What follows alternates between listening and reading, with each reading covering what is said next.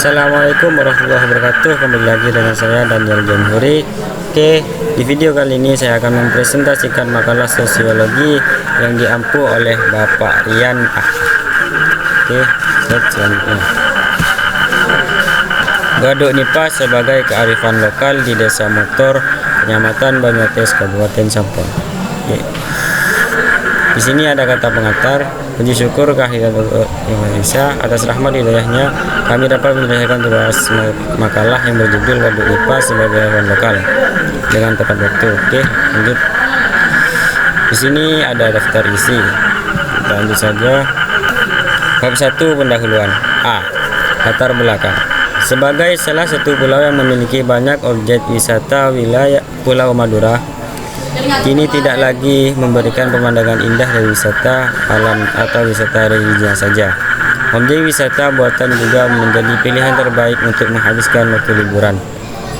Sejak diresmikan beberapa waktu yang lalu, Waduk Nipah menjadi salah satu objek wisata buatan yang wajib untuk teman-teman kunjungi bila sedang berada di Madura. Selain itu, dengan adanya Waduk Nipah ini secara tidak langsung menandakan bahwa Madura bukanlah pulau yang panas juga gersang. Sumber perairan dari Waduk Nipah yang ada di sini mampu mengairi persawahan yang ada di sekitarnya. Meskipun adanya bendungan ini sudah bukan hal yang baru bagi masyarakat Madura, namun objek wisata Waduk Nipah masih menjadi salah satu tujuan favorit. Selain wisata alam gua lebar, terlihat dari banyaknya pengunjung yang datang ke sana, terutama di saat hari libur tiba, untuk melihat keadaan sekitar waduk lewat kamera ponsel maupun bagi mereka yang suka sport fotografi alam menggunakan. Oke, langsung. Di sini ada B, rumusan masalah. Saya mengambil rumusan masalah, yaitu yang pertama, bagaimana sejarah pembangunan Waduk Nipah. 2. Apakah Waduk Nipah sebagai kearifan lokal? Dan C, yang pertama, tujuannya untuk mengetahui kearifan lokal di daerah Banyuates, dan kedua untuk memenuhi tugas sosiologi. Dan D, manfaatnya untuk mengetahui kearifan lokal di daerah Banyuates dan memenuhi tugas sosiologi. Oke, langsung lanjut. Bab 2 pembahasan. A. Sejarah pembangunan Waduk Nipah. Sama seperti dengan waduk yang ada di daerah lainnya, bendungan atau Waduk Nipah berfungsi sebagai sarana irigasi dengan sumber perairan area persawahan di sekitarnya. Pembangunan Waduk Nipah ini sudah berlangsung sejak tahun 1994. Sebenarnya rencana pembangunan proyek Waduk Nipah ini sudah sangat diharapkan untuk bisa segera terrealisasi, banyak fungsinya yang banyak dibutuhkan untuk warga sekitar. Namun proses pembangunan Waduk Nipah mengalami beberapa kendala dan pengunduran waktu yang cukup lama. Mengingat baru tahun 2016 ini waduk resmi dibuka oleh Bapak Presiden Joko Widodo, tepatnya pada tanggal 19 Maret 2016. Pada tahun 1994 juga sempat ramai diberitakan tentang tragedi Waduk Nipah berdarah. Hal ini terjadi karena pada saat pembangunan menelan beberapa korban jiwa, khususnya pada proses pembebasan lahan. Waduk Nipah merupakan salah satu objek wisata buatan yang ada di Pulau Madura, tepatnya di Kabupaten Sampang, Kecamatan Banyuates, Desa Motor. Memiliki pemandangan alam yang sangat indah dan masih alami yang berada di sekitarnya. Meskipun termasuk dalam objek wisata buatan, namun Waduk Nipah ini tidak kalah dengan objek wisata lainnya. Oke, langsung. Di sekitar Waduk Nipah, teman-teman juga bisa menjumpai sekumpulan kawanan monyet yang bergantungan pada pohon yang ada di sekitar. Tenang saja, kawanan monyet ini tidak berbahaya dan tidak akan mengganggu kita selama kita sebagai para pengunjung juga tidak berlaku usil pada mereka.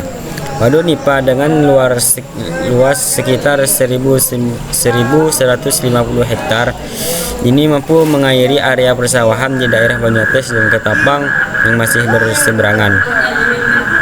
Untuk bisa sampai di waduk ini, teman-teman bisa melalui Jalan Pantura, Pantai Utara. dari arah kota Bangkalan tinggal melanjutkan perjalanan darat sejauh 65 km menuju Kecamatan Banyuates, tempat di mana waduk ini berada. Untuk akses jalan di Pantura sendiri mulai baik dan nyaman untuk dilewati karena sedang dalam proses perbaikan. Selama di perjalanan, teman-teman akan disuguhi keindahan kawasan pantai utara Madura. Waduk Nipah ini masih berada dalam suatu kawasan wisata dengan pantai Nipah dan hutan kera Nipah. Oleh sebab itu, tidak heran kenapa di sekitar waduk masih banyak ditemukan sekelompok kumpulan kera. Bagi teman-teman yang berasal dari daerah timur seperti Pamekasan dan Sumedang, bisa menghemat waktu juga jauhnya perjalanan dengan melewati kota Sampang langsung menuju Kecamatan Banyuates. Untuk angkutan umum, teman-teman bisa menumpang 300 dan sebagainya dari pertigaan daerah barisan kota Sampang. Selain itu, angkutan umum dari kota Bangkalan atau dari Pelabuhan Kamal, teman-teman juga bisa menumpang mobil L300 dan lain-lain dengan tarif normal sekitar 20.000. Sebagai tambahan informasi, letak Waduk Nipah ini berada di desa pedalaman yang jauh dengan pemukiman warga. Jadi teman-teman tidak perlu heran jika berkunjung Waduk Nipah masih jarang fasilitas umum. Namun tidak perlu khawatir, meskipun begitu keindahan panorama waduk yang dikelilingi oleh tebing tidak akan berkurang. Setelah tiba di desa motor, kemudian perjalanan dilanjutkan dengan menyusuri jalan desa selama 5 menit untuk bisa sampai di objek Waduk Nipah tersebut. Oke, selanjutnya tips dan catatan mengunjungi wisata Waduk Nipah. Sebelum datang mengunjungi objek wisata Waduk Nipah, kita memiliki beberapa tips dan catatan penting untuk teman-teman, yaitu yang pertama, 1. Mohon perhatikan kembali keadaan kendaraan yang akan teman-teman gunakan menuju objek wisata Waduk Nipah, baik roda 2 maupun roda 4, karena akses jalan menuju waduk masih dalam proses perbaikan sebelum semua bagian teraspal dengan sempurna. Yang kedua, yakni bagi teman-teman yang mengunjungi objek wisata Waduk Nipah dengan menggunakan angkutan umum, kita sarankan untuk pintar menawar tarif supaya tidak terlalu mahal. Yang ketiga, pastikan juga sebelum berkunjung teman-teman berada dalam kondisi tubuh yang fit, karena perjalanan menuju objek wisata Waduk Nipah cukup jauh dan lumayan melelahkan. Yang keempat, jangan lupa membawa bekal makanan yang cukup, mengingat di sekitar waduk masih belum ada fasilitas umum khususnya tempat makan yang memadai.